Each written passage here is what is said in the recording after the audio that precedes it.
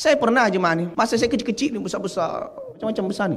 Zaman dahulu ada orang hafal Quran tak? Jarang kan, dengar tahfiz Quran jarang. Sekarang memang banyak sekolah tahfiz. Tahfiz tu dah hal biasa dengan budak-budak umur 10 tahun hafal 30 juzuk pun kadang dah banyak dah. Zaman dahulu mana ada orang hafal juz amma pun macam pelik. Betul ke hafal juz amma? Bahkan kalau kita hafal Quran, bahkan dia bagi reminder, hati-hati kau hafal Quran, gila kau nanti, kata dia. Orang kalau terlampau banyak hafal Quran ni jadi gila tu. Pernah dengar tak? Kalau belum pernah dengar tu, bermakna jemaah tak senasib dengan saya. Saya sampai macam tu orang cakap dengan saya, engkau Muammar, kalau engkau dengan Quran je dia jadi orang teh. Faham tak? Kata orang Minang Jadi orang ni maksudnya apa? Engkau berjaya tak esok kalau dengan sibuk-sibuk dengan Quran? Sampai macam tu jemaah. Jadi seolah-olah kalau orang belajar Al-Quran dia jadi gila dan masa depannya suram. Ini pengejekkan kepada syariat Islam, mengejek kepada kitabullah. Ini boleh menggugurkan, boleh melunturkan keislaman kita. Jangan main-main dalam perkara ni. Dan akhirnya saya buktikan dengan Al-Quran lah saya boleh berdiri di sini, berduduk di sini depan jemaah. Dengan Al-Quran lah saya dihantar sampai ke tanah suci. Dan orang yang cakap tu akhirnya apa? Keluarganya tengok, anak-anaknya ada yang terlibat dengan dadah, ada yang terlibat dengan